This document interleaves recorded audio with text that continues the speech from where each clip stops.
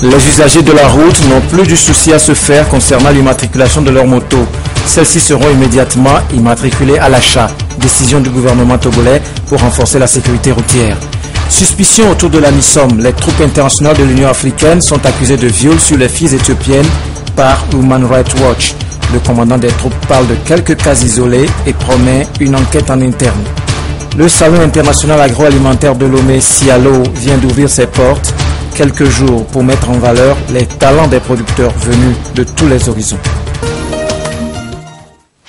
Bonsoir, la nouvelle est tombée ce jeudi. Elle émane de l'action concertée de 3 départements ministériels, les transports, la sécurité et le commerce. Désormais, les nouvelles motos seront immatriculées à l'achat. Beaucoup d'usagers circulent sans plaque. La mesure vise à renforcer la sécurité sur les routes. Esther Laclé. Les motos seront désormais vendues avec immatriculation et le coût sera donc inclus dans le prix de vente. L'information a été portée à la connaissance des concessionnaires de motos et des syndicats des transporteurs du Togo par les ministres des Transports, du Commerce, de la Sécurité et de la Protection civile. Occasion pour le syndicat des transporteurs de faire des doléances. Cette décision, elle est la bienvenue. Madame la ministre et monsieur le ministre nous ont fait part de cette proposition. Nous l'avons bien reçue et surtout ça va dans le sens de la sécurité des biens et des personnes. Je pense que nous avons adhéré à cette décision et nous leur avons promis notre franche collaboration. Nous allons nous retrouver périodiquement et après nous allons demander au gouvernement de nous assister en nous accordant aussi la chance de faire des tournées de sensibilisation pour parler à nos collègues qui sont à l'intérieur. Selon le ministère de la Sécurité, entre 2009 et 2013, 3010 personnes sont mortes dans 26 309 accidents qui ont occasionné 37 117 blessés. Le premier trimestre de cette année a enregistré 1451 cas d'accidents, 153 blessés et 162 décès sur les routes togolaises. Ceci malgré le fait que l'année 2014 est placée par le président de la République, Faure Gnassingbé, sous le signe de la sécurité routière. Après l'obligation du port de casques et des ceintures de sécurité, de l'interdiction des téléphones au volant, l'immatriculation constitue une phase importante pour atteindre les objectifs sécuritaires fixés. Suite aux manifestations de rue que nous avons connues ces derniers moments, d'abord particulièrement à Dapan et à Skodé, sur la question liée à l'immatriculation des motos et des manifestations qui ont conduit certains individus à séquestrer, à violenter les agents de sécurité, le gouvernement vient de prendre une mesure en accord avec les concessionnaires de motos. Toute moto sera vendue immatriculée par le concessionnaire lui-même, comme exactement dans le cas des ventes de voitures.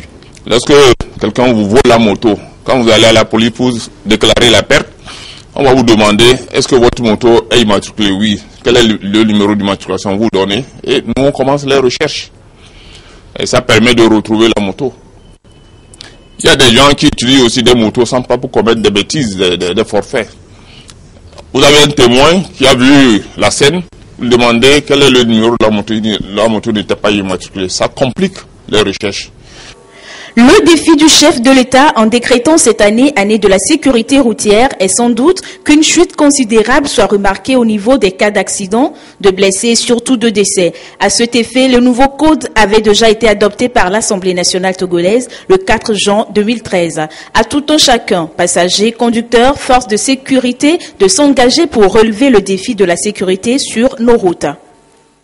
On tend progressivement vers le délai fixé pour l'atteinte des objectifs du millénaire pour le développement. Tout ne sera pas accompli. Le secrétaire général de l'ONU a alors souhaité que des aspects complémentaires soient pris en compte après cette échéance. Et donc pour la mise en branle de l'agenda de développement post-2015, des consultations nationales ont été opérées sur le thème « Renforcement des capacités et construction des institutions efficaces ». Les résultats ont été restitués aux différents acteurs concernés. Edem Soussoukou. Sollicité par les Nations Unies, le Togo apporte sa contribution aux discussions sur la mise en œuvre des objectifs de l'agenda de développement post-2015. Le Togo, avec 7 autres pays, ont effectué des consultations nationales sur le thème « Renforcement des capacités et construction des institutions efficaces ». C'est le résultat de 3 mois de consultations menées auprès de près de 200 Togolais qui est restitué ici. 4 domaines spécifiques ont été pris en compte sur le terrain. On a identifié 4 domaines qui sont le VIH et l'éducation, la santé maternelle et infantile et l'emploi.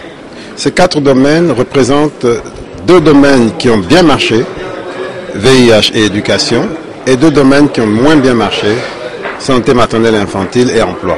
Pour qu'on, à travers l'analyse de comment ça s'est passé, qu'on arrive à dégager les leçons bonnes et moins bonnes en termes de comment il faut renforcer les capacités pour bâtir des institutions efficaces. Nous nous sommes rendus compte, ici, au niveau de notre pays, que mieux nous aurons des capacités, que ce soit techniques, humaines et autres, plus nous serons avancés dans la réalisation des objectifs. Mieux nous aurons construit des capacités institutionnelles solides, mieux nous pourrons toujours avancer dans la réalisation de ces objectifs. Ces consultations nationales seront versées dans le rapport mondial qui va s'appesantir sur les leçons tirées dans la mise en œuvre des OMD en lien avec les capacités institutionnelles et les actions à entreprendre pour donner plus de chances à la réalisation des objectifs de développement post-2015. L'agenda de développement post-2015 aura le mérite de couvrir 17 objectifs. Si les ressources financières et notamment l'aide publique au développement sont certes indispensables, elles ne suffisent pas pour autant à promouvoir un développement humain durable. Sans loi, politique, stratégie et procédures pour les appuyer, sans des organisations opérationnelles et efficaces, sans personnel qualifié et compétent, les pays ne disposent pas des fondations nécessaires pour planifier, mettre en œuvre et évaluer leur stratégie locale et nationale de développement. Ici, membres du gouvernement, acteurs du secteur public et privé, membres des organisations de la société civile, ainsi que les partenaires techniques et financiers ont versé leur contribution dans un débat nourri sur les améliorations apportées aux consultations. Le ministre Bawara, représentant le gouvernement, trouve que cette consultation offre une nouvelle opportunité au Togo d'apporter une contribution de qualité à la définition des objectifs de développement post-2015, puisqu'en 2013, le pays avait conduit une vaste consultation nationale sur l'agenda de développement post-2015 qui a permis aux populations de confirmer globalement la pertinence des OMD tout en relevant les faibles progrès réalisés.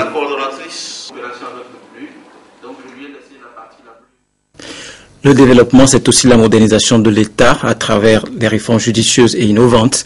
Le remodelage des services publics rentre dans ce moule de modernisation de l'appareil administratif.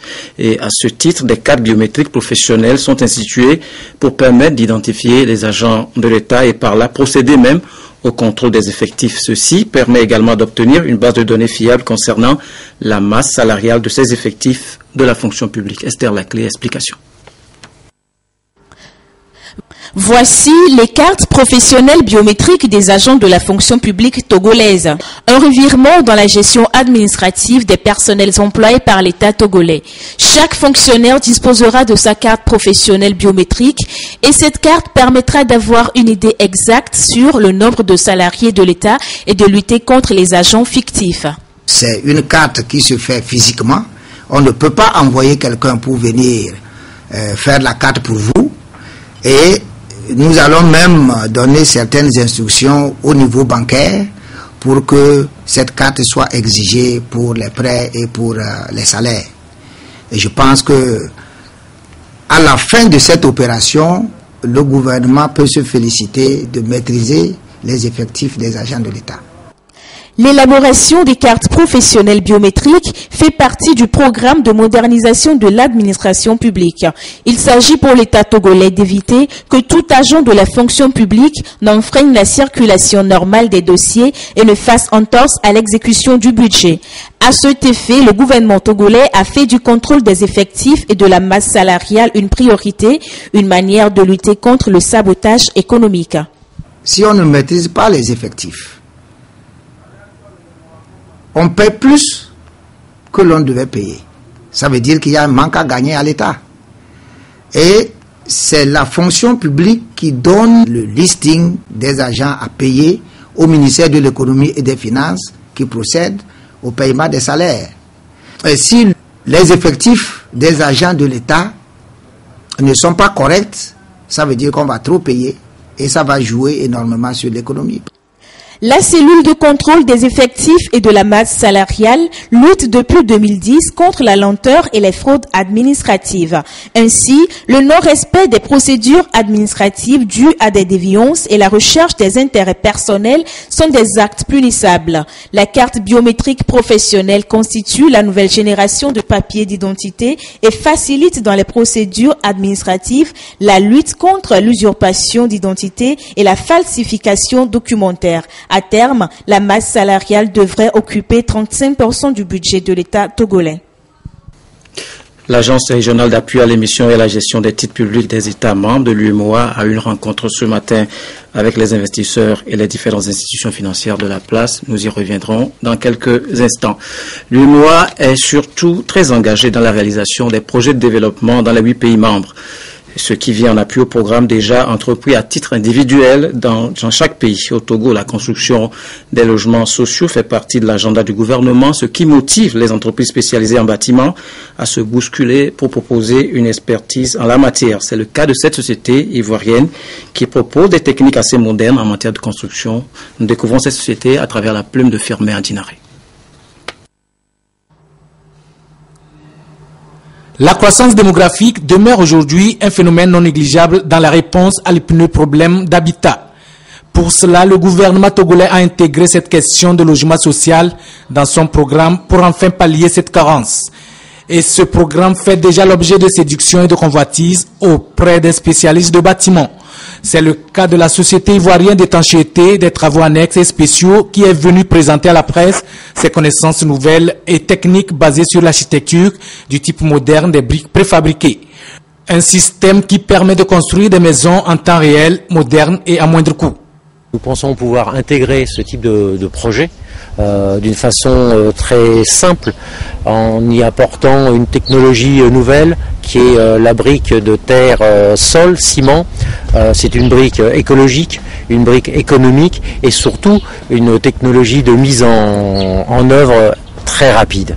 Les avantages de cette nouvelle technologie, mise en œuvre facile, résultat intéressant, à savoir qu'on a toujours la même réponse à la problématique, la température, le bruit, donc des briques phoniquement intéressantes. L'évolution démographique aujourd'hui doit répondre aux besoins en matière de logement pour permettre à tout individu de vivre décemment. Ceci pour un meilleur développement du pays. De son côté, le centre de formation en éco-bioconstruction dénommé EcoCentre Togo se propose d'offrir aux jeunes une formation technique de construction en terre stabilisée, un projet innovant soutenu par l'ambassade de France au Togo. Éric Dianikbor. Et l'objectif était que les marines... Le centre de formation en éco-bioconstruction et de réinsertion socio-professionnelle EcoCentre Togo, dans la perspective de garantir un habitat sain, naturel et respectueux de l'environnement aux populations togolaises. L'institution veut par cette démarche sauvegarder la richesse technique du savoir-faire ancestral, promouvoir la formation des jeunes dans la construction des bâtiments et des édifices en terre stabilisée pour contribuer à une meilleure condition de vie des communautés. J'ai constaté qu'il y a des matériaux qui sont à nous porter ici et qu'on peut valoriser et que ce qui ne se fait pas. Et de deux, j'ai constaté aussi qu'il y a un manque de savoir-faire pour pouvoir répondre à l'utilisation à ces matériaux. On peut utiliser la terre, l'argile, qu'on appelle une terre argileuse, ça on en trouve partout. Et on l'utilise beaucoup pour la fabrication des briques de terre compressées ou les briques de terre stabilisées. C'est des matériaux respirants. Ça respire, quand on dit ça respire, ça laisse passer tout ce qui est vapeur d'eau. Le deux, c'est que ces matériaux nous permettent de conserver, de lutter contre la chaleur. À la phase actuelle, 10 apprenants y sont admis et seront donc formés 6 mois durant sur les techniques d'application en éco-bioconstruction, de transformation et intégration de matériaux naturels de proximité dans la construction. Un projet soutenu par les partenaires techniques et financiers dont l'ambassade de France au Togo.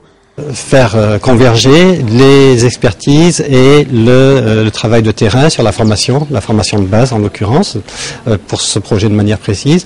Et donc ce projet a été retenu par un jury parmi 100. Pourquoi ce projet a été retenu? Il a été retenu donc sur les critères justement de faire appel à cette expertise universitaire, parce qu'il s'agit de formation, parce que c'est aussi un projet qui s'inscrit dans le cadre de notre action sur l'environnement.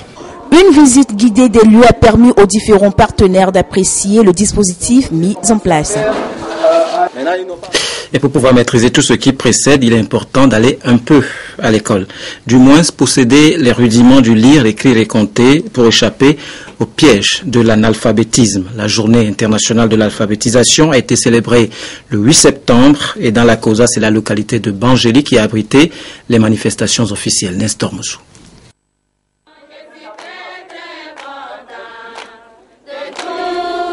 La journée internationale de l'alphabétisation est cette année à sa 49e célébration.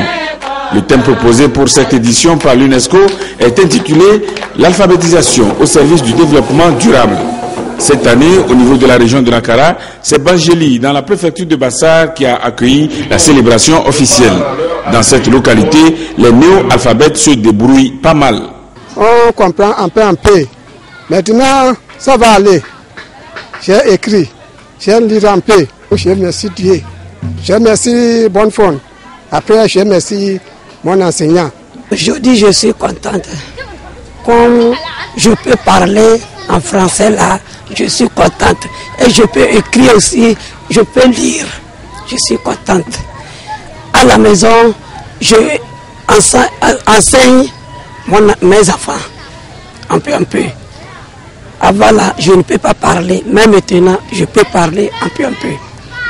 Pour parvenir à ce résultat, les moniteurs ont dû s'armer de patience, dans la mesure où instruire un adulte n'est pas la même chose qu'instruire un enfant. Ils sont des adultes. On ne les prend pas comme des petits-enfants. On les doit premièrement un grand respect. On les considère très bien. Bon, quand on arrive dans les salles, on arrive à faire un peu une histoire qui va animer la séance. Et puis maintenant, on commence le cours proprement dit. À partir d'une image dans le syllabaire, on découvre maintenant la lettre qu'on va étudier le jour. Bon, à partir de ça, on est arrivé que les apprenants ont tous maîtrisé l'alphabet. Et après maintenant, on a introduit les syllabes. À partir des syllabes, maintenant, ils arrivent à lire et construire des mots. Ils sont une quarantaine de néo-alphabètes à Bangéli à avoir suivi avec succès leur apprentissage. Des diplômes leur ont été donc établis. Je le disais tantôt, l'Agence régionale d'appui à l'émission et à la gestion des titres publics des États membres de l'UEMOA a rencontré ce matin les investisseurs et différentes institutions financières de la place. Les trésors nationaux du Bénin, de la Guinée et du Togo y sont également partie prenante. Les échanges ont porté sur la réforme de la politique d'émission des titres publics dans l'espace UEMOA. Carmen Madjiaka pour reportage. Le développement du marché régional des capitaux est entravé par une structuration inadaptée des émissions, la faiblesse de l'expertise des acteurs et l'inexistence de marchés secondaires. L'encours de la dette publique a mobilisé sur les marchés financiers dans l'espace communautaire en 2010 par exemple ne représentait que 6% du PIB contre 20% au Ghana et 40% en Tunisie. C'est pourquoi en 2012, il a été créé par le Conseil des ministres de l'UEMOA une agence régionale d'appui à l'émission et à la gestion des titres de la dette publique par les États appelé UEMOA titre. Après Abidjan, Dakar, Cotonou, entre autres UEMOA titre et à Lomé. Objectif, informer les investisseurs, les institutions financières et les trésors publics sur les perspectives économiques de l'Union, la promotion des titres publics et la réforme de la politique d'émission des titres dans la zone UEMOA. Au bout d'un an d'existence, la première réalisation de manière temporaire mais aussi en termes d'outils, c'est la mise en place du calendrier uniforme des émissions de l'Union. Aujourd'hui, à tout moment, vous êtes capable de savoir, pour l'année en cours, quelles sont les émissions qui sont prévues par l'ensemble des pays de l'Union. Et au-delà de juste donner l'information, on a été capable de coordonner cela. Qu'est-ce que ça veut dire? Ça veut dire que les différents pays aujourd'hui ne se font plus concurrence. Avec l'appui de UEMOA titre, des changements sont intervenus sur le marché des capitaux au Togo. Ces dernières années, les titres émis par le pays sont estimés à 158 milliards, à 600 millions de francs CFA et les obligations à 78 milliards. Déjà, les perspectives sont énormes. Nous envisageons à la longue d'être aussi, à l'instar des autres pays, sur le marché international. Nous voudrions, avec la promotion des titres que l'agence UEMOA est en train de faire, de manière à ce que nous quittions le cadre conjoncturel pour que nos émissions, ou du moins l'activité de levée de fonds, devienne un outil permanent de financement des projets de développement de notre pays. Désormais, pour chaque émission, l'agence proposera aux trésors nationaux de l'Union les caractéristiques des titres à émettre les mieux adaptés au profit de la dette des États et aux conditions du marché des capitaux. Session de validation du plan opérationnel de lutte contre la pandémie du sida au Togo. L'objectif, c'est d'arriver à définir de façon consensuelle les grands axes stratégiques répondant aux normes de troisième génération pour la réalisation de l'accès universel aux soins et l'atteinte du point 6 des OMD qui est de combattre le VIH-Sida, le paludisme et d'autres maladies. Apolline Kadanga, Silver, Abdou. Cet atelier de validation du plan opérationnel de lutte contre le VIH-Sida sur la période 2014-2015 est une suite logique du forum des partenaires du Conseil national de lutte contre le sida et des IST tenu en juin dernier. Ce forum a fait des recommandations dont celles relatives à l'élaboration d'un plan de mise en œuvre des stratégies de riposte à la maladie. Cette étude participative et inclusive fut réalisée. Il est maintenant question de la porter à la connaissance de tous les acteurs afin de lui donner un quitus collectif. Il y a un consensus sur où investir sur des activités à haut impact, notamment dans la prévention.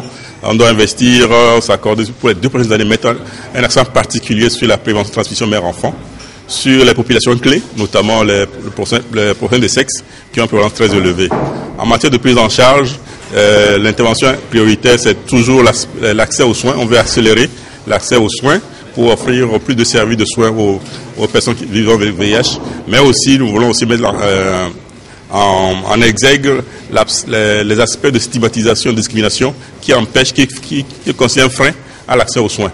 Et en matière de gouvernance, nous voulons, avec tous les acteurs, mieux mettre en œuvre les activités, mieux coordonner pour avoir plus de résultats pour l'objectif 2015. Les participants ont 3 jours pour parvenir à une définition des différentes cibles et des actions qui aboutiront à la validation du document. L'objectif à terme, c'est de pousser le taux de prévalence largement en deçà de 2,5% d'ici quelques années. Un bateau de guerre français, la frégate Ventose, fait escale depuis hier à Lomé. C'est pour une mission de prévention des crises au large des côtes du golfe de Guinée. Silver Abdou, que nous retrouvons. C'est un bâtiment de taille moyenne, la frégate Ventose française. Il mouille depuis hier dans les eaux togolaises. En provenance du Bénin, ce bâtiment de guerre français fait le tour des pays côtiers du golfe de Guinée. L'objectif est de développer la coopération entre les marines nationales et la France et procéder à la surveillance de leurs côtes maritimes.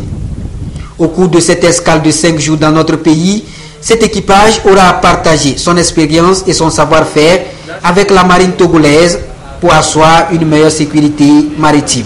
Nous travaillons avec toutes les marines de la sous-région, tout particulièrement avec la marine togolaise, à essayer d'améliorer et à optimiser la sécurité maritime, puisque c'est bien ce qui nous préoccupe au premier chef, la sécurité maritime dans le golfe de Guinée. Ici au Togo, donc comme je vous l'ai dit, nous sommes arrivés hier, nous avons travaillé avec le patrouilleur Kara, que vous pouvez voir, qui est juste à côté, là, que nous avons travaillé à l'arrivée. Aujourd'hui, il y avait des marins togolais à bord ou des marins français sur les patrouilleurs,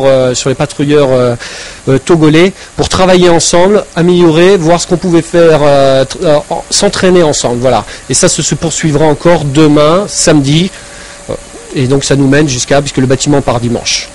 Impliquée de façon croissante dans la lutte contre le trafic en mer de tout genre, la frégate, dans sa mission, la Coriembe, mène aussi des opérations pour la prévention des crises de sauvetage au large des côtes. En dehors de cette mission, cet équipage mène également des patrouilles et contrôle la navigation. Et la France a un intérêt de toute façon énorme à la sécurité dans le golfe de Guinée.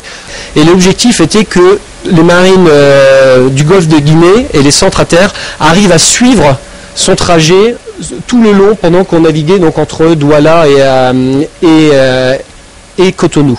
Donc vraiment suivre, travailler la coordination entre tous les acteurs régionaux, ce qui est la coordination, comme vous pouvez en douter, c'est toujours passer les informations d'une nation à l'autre, faire travailler les différentes marines ensemble. C'est toujours, et où qu'on soit dans le monde, hein, c'est la même chose en Europe, rassurez-vous, c'est toujours un défi technique et aussi matériel. Ce bateau de guerre français, le 4e d'une série de 6 frégates de surveillance, est basé à Fort-de-France en Martinique. Pour le compte de cette mission de surveillance maritime et d'assistance en mer 2014, il a déjà parcouru quelques pays du golfe de Guinée, à savoir le Cap-Vert, le Bénin, le Sénégal, la Côte d'Ivoire, le Cameroun. Prochaine étape, Gabon et Sao Tomé-Principe. Claude. Bonsoir, Alain. Alors, grosse déception hier au stade de Kégué. Les éperviers ont perdu face au Black Star. Dommage pour les éperviers qui ont perdu ce match, mais rien n'est perdu. On garde toujours nos chances, mais il va falloir gagner les 4 matchs si on veut se qualifier donc pour la phase finale au Maroc. Voilà, alors qu'est-ce que vous nous proposez ce soir? Alors je vous propose donc le résumé de cette rencontre et la situation dans le groupe E après donc cette deuxième journée. C'est avec Modeste Kouma.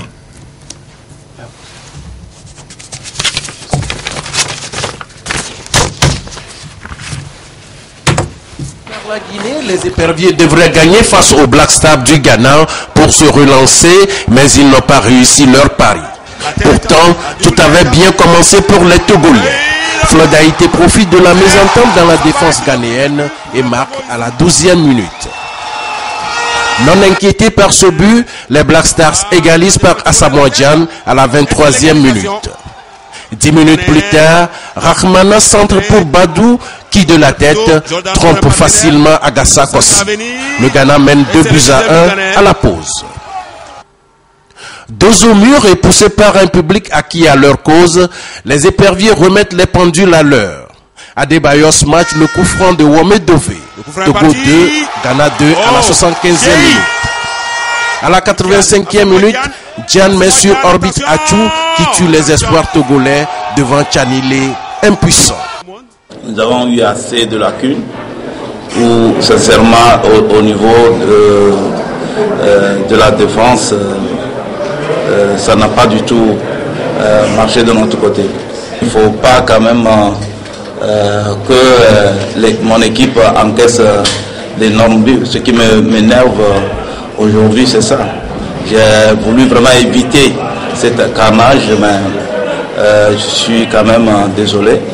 Je loupais des buts à l'entraînement, mais j'attendais les supporters qui disent du courage, la défaillance, ça va aller. Donc c'est des trucs qui touchent émotionnellement. Mais c'est vrai qu'avec, je tiens encore une fois toutes mes excuses à la fédération de faire tout quand même possible, de nous mettre dans les meilleures conditions possibles. Et je tiens aussi aujourd'hui pour féliciter aussi le chef de l'État. Le Togo, avec 2 défaites en autant de matchs, compromet ses chances de qualification pour Maroc 2015. L'Ouganda domine la Guinée 2-0 et est leader du groupe E avec 4 points plus 2. Le Ghana suit avec 4 points plus 1. La Guinée dispose de 3 points et le Togo 0 points défie l'Ouganda le 14 octobre. Alors que pour cette deuxième journée, il y a eu également d'autres matchs qui ont été joués. Justement, hormis donc Togo-Ghana, plusieurs rencontres ont meublé cette seconde journée et c'est le Cameroun qui a réalisé le plus lourd score en atomisant la Côte d'Ivoire. 4-1. Deuxième match et deuxième victoire pour l'ancien entraîneur de Lorient à la tête de l'équipe d'Algérie. Opposé au Mali, sa sélection s'est imposée 1-0. Une victoire longue à se dessiner, en partie à cause du manque de réussite des Fennecs. Sur la même action, Taider et Medjani trouvent le poteau, mais le capitaine insiste et finit par trouver la faille dans les 10 dernières minutes. En tête du groupe B, l'Algérie est bien partie dans ses qualifications pour la CAN 2015. Bien parti, le Cameroun l'est aussi. Les hommes de Volker Finke ont fait voler en éclats la défense de la Côte d'Ivoire dans le choc de cette deuxième journée des éliminatoires. Une victoire 4-1 grâce à 2 doublés de Ndié et Aboubacar. Le Lyonnais ouvre le score dès le quart d'heure de jeu. Yaya Touré aura beau égaliser, les Lions sont bel et bien indomptables. Aboubacar profite d'une superbe passe de Choupo-Moting pour redonner l'avantage au Cameroun. L'attaquant du FC Porto creuse l'écart d'une belle frappe enroulée en début de deuxième période. Et NG met fin au calvaire des éléphants après un superbe enchaînement en pleine course. Le Cameroun prend donc largement la tête du groupe D et a marqué les esprits face à son principal rival. Dans le groupe G, le mano à mano continue entre le Sénégal et la Tunisie. À la victoire des Lions de la Teranga au Botswana, les Aigles de Carthage ont répondu par un succès en Égypte. Ben Youssef a inscrit le seul but de la partie. Belle victoire enfin du Burkina Faso en Angola, et c'est un ancien de la Ligue 1 du Stade Rennais qui a brillé. Jonathan Pitroapa a inscrit un doublé lors du succès 3-0 des Étalons. Claude, avez-vous quelque chose à ajouter? Oui, mais par rapport à cette seconde défaite des éperviers, Alfred Kolani animera samedi une émission spéciale à partir de 14h45. Merci et à très bientôt. Je vous en prie. L'honneur de la mission mise à rude épreuve en Somalie, les forces de l'UA, notamment les Burundais et Ougandais, sont accusés de viol par Human Rights Watch. À l'issue d'une enquête menée par l'ONG sur place, le commandant des troupes promet de mener une enquête. Et puis la première vague de pèlerins pour le Hajj 2014 s'est envolée cet après-midi pour l'Arabie Saoudite. Au total, 260 pèlerins ont embarqué à bord de Ethiopian Airlines pour Médine, où ils vont durant un mois accomplir les rites du 5e pilier de l'islam. Clarisse Atikle les a vus à leur départ. Dernier réglage avant l'embarquement pour Médine en Arabie Saoudite. C'est la première vague de pèlerins musulmans qui s'apprêtent ainsi à aller honorer le 5e pilier de l'islam, qui est le pèlerinage à la Mecque, tel que recommandé par le Coran. Nous allons demander la bénédiction sur tous ceux qui vont, sur notre pays, notre gouvernement. Et vous aussi, vous allez prier pour nous, pour que nous allions là-bas accomplir tout ce que nous avons à faire, pour que nous revenions aussi avec la bonne santé. Vous pouvez avoir beaucoup de paix et beaucoup de santé, beaucoup d'argent dans notre pays. Inch'Allah, on va prier Dieu pour ça. Ils sont au total 260 pèlerins, dont 135 femmes, à embarquer à bord de Ethiopian Airlines pour la Terre Sainte. Avant leur départ, ils sont tous soumis à un contrôle systématique de température, conformément aux mesures préventives établies à l'aéroport international Gnassingbé et Adema de Lomé depuis l'apparition de la fièvre hémorragique à virus Ebola. Tous ceux qui ont embarqué ici ont été contrôlés. On a pris la température, on les a donné les liquides antiseptiques pour se désinfecter avant de monter. Tout est bien préparé. Et ils sont attendus là-bas. Nous avons fait en sorte que tous partent de façon groupée et que ce soit vraiment dans des conditions sûres et sécurisées. Pour s'assurer que les pèlerins voyagent dans de bonnes conditions, le ministre de la Sécurité et de la Protection civile, Yark Damiham, a fait le déplacement de l'aéroport pour leur donner les derniers conseils avant leur départ. Ils ont des encadreurs, nous leur avons demandé de bien les écouter. Nous leur avons aussi demandé d'éviter de s'isoler. Il faut que nos pèlerins restent groupés pour éviter de s'égarer. Et nous leur avons aussi demandé d'éviter ce qu'il faut éviter. On va pour le pèlerinage, on va c'est pour des supplications, des invocations, des prières, c'est pas pour faire les affaires. Si quelqu'un a envie de faire les affaires, la personne peut laisser le moment du pèlerinage et aller à une autre pour faire ses affaires. Mais quand vous allez pour le pèlerinage, il faut éviter d'amener des produits prohibés. La pratique du Hajj remonte à l'an 9 du calendrier musulman et durant un mois environ, le séjour des pèlerins se fait entre prières quotidiennes, implorations et invocations d'Allah, de même que la visite des lieux saints. Merci de votre aimable attention. C'est la fin de cette édition.